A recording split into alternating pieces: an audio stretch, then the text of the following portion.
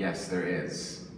There are these amazing blue cards that my therapist gives me.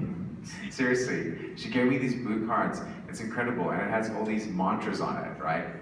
And there's like 27 of them, right? And so she says, whenever you're not feeling like centered, right? So we all have this place underneath that is like our center.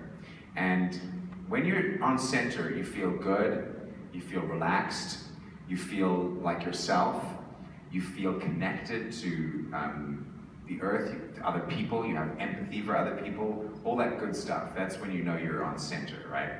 Now, if you're feeling anxious or you're feeling upset, you're feeling not good about yourself, all those kinds of feelings, you're feeling a bit separated from yourself or not quite in there, that's what she calls a fragmentation, right? And so anytime I feel fragmented, like I'm sad or I'm down or I'm this or that, I do these 7 steps, right? And you have to write them down. And I should really like post them online or something because they're so helpful. I've like given them to my whole family to do, and they've really helped a lot. If you guys have time, I could like run through them quickly, yeah? Okay, so the first one is like you have to admit that you are like off your center and not feeling like that. And that you know that you can get back on it, right? Because you just have to convince yourself that like, because you've lost hope, basically.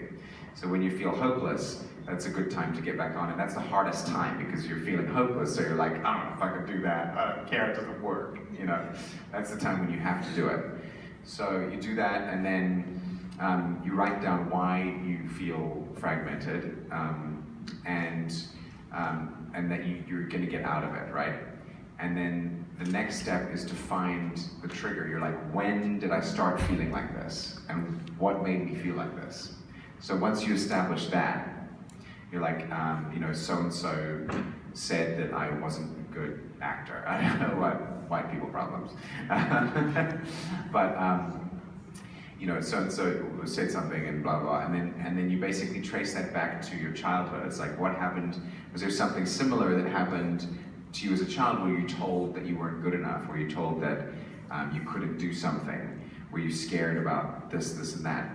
Then, once you link that together, it's a little complicated, but once you link that together, you basically, there's 25 mantras that you are supposed to, you've got on the blue cards, but you know, you can learn them. And you pick out the one that's good for you, and you just repeat that over and over and over, and you breathe with it, and you do all sorts of, anything you want really to get back to that place. And I'm telling you, it works. It's so crazy. And the things for me that are really important are things like, it's stuff like you say to yourself, I love you, I need you, you are important to me, you're good enough just as you are, there's nothing I would change about you, you're perfect, there's nothing I would change about you, it's not what you do, it's who you are that I love. And like all these crazy things that you say them over and over to yourself, and they really have this profound effect. And it was really my trainer, Drew Logan. I always tweet about him, I don't know if you know him, but he's this awesome guy. He was actually the one who taught me this stuff.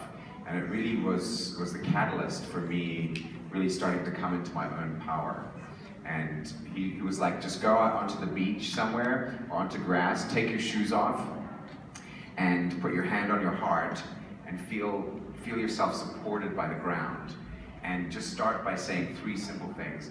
I love you, I need you, you are important to me. And say that 10 times with your hand right here and breathe into it. And I'm telling you, the first few times I did it, like I would get so emotional about it. Like the first few times it's like, this is stupid, like can anyone hear me? Like I feel like a dick.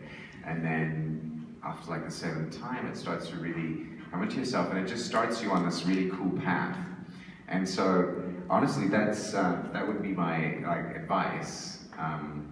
To if you are feeling that kind of like hopelessness and demotivated, you just know that you're fragmented, it's not really your fault, and that you can get back into that passionate, creative, constructive place where you feel good about stuff and you don't feel guilty about not doing things and not achieving your dreams. So yeah, hopefully if you can take anything from that, I hope you can, that that's my thing. That's what I do. Okay, thank you.